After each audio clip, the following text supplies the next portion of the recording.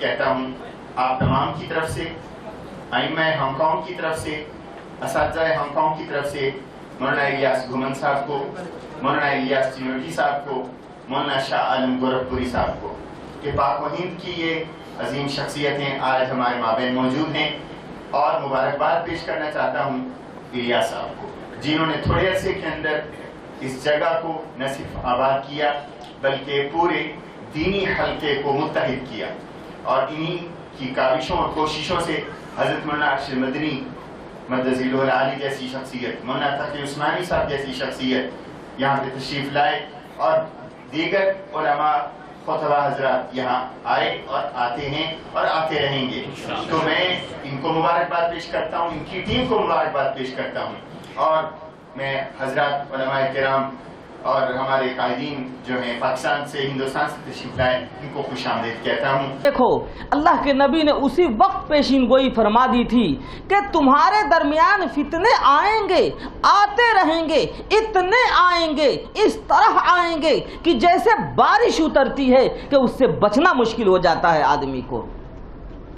لیکن ان حالات میں بھی تمہیں مایوس نہیں ہونا ہے، تمہیں گھبرانا نہیں ہے،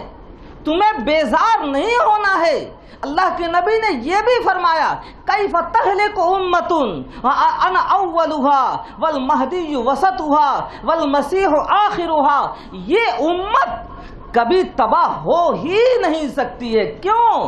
جس کے کھیونہار ایسے تین آدمی ہوں، منتخب اور برگزیدہ شخصیات۔ اللہ کے نبی فرماتے ہیں یہ امت کیسے تباہ ہوگی، اس کے شروع میں میں ہوں، اس ناؤ کا کھیونہار میں ہوں، اس کے شروع میں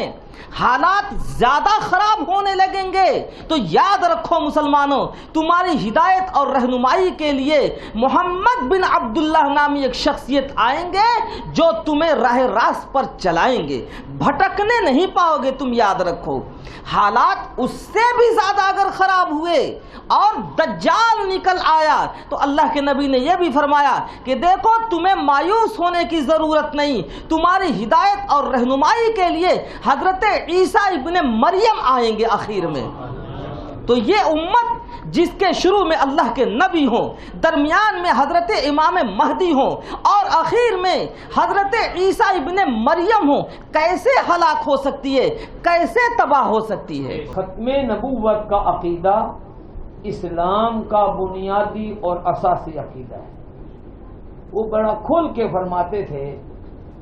کہ اگر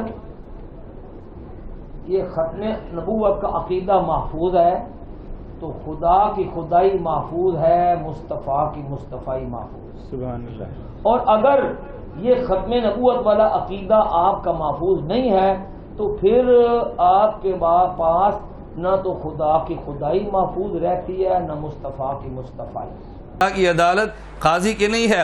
مالک کی عدالت ہے، اور وہ کیسی عدالت ہے؟ میں اس پر صرف ایک واقعہ پیش کر دیتا ہوں۔ میدان معاشر میں اللہ کی عدالت میں ایک مجرم پیش کیا جائے گا، اللہ اسے پوچھیں گے یہ گناہ کیا تھا، وہ کانپ جائے گا، اللہ جلال میں ہوں گے، آج اللہ کی شان قہاریت کا مظاہرہ ہوگا، وہ کانپ جائے گا اور کانپتے ہوئے کہے گا اللہ جی میں نے کیا تھا، تو نے یہ گناہ بھی کیا تھا، وہ ڈرتے ہوئے کہے گا جی میں نے کیا تھا، یہ گناہ بھی کیا تھا، وہ کانپ جائے گا، آج میرا بنے گا گیا۔ 8-10 گناہوں کا اعتراف کر کے اب اللہ جج بن کے فیصلہ نہیں کریں گے، مالک بن کے فرمائیں گے میں نے تیرا یہ گناہ یہ بھی معاف، یہ گناہ یہ بھی معاف، یہ گناہ یہ بھی معاف۔ وہاں فرشتہ نہیں کہہ سکتا اگر آپ نے معافی کرنا تھا ہمیں لکھنے پہ کیوں لگایا تھا، معافی کرنا تھا کرامن کاتبین کیوں بنایا تھا، معافی کرنا تھا یہ رجسٹر کس لیے تھے، معافی کرنا تھا تو ساری زندگی فلم ہم نے اس کی کیوں بنائی ہے؟ کیوں؟ اللہ جج نہیں ہوں گے، اللہ مالک ہوں گے۔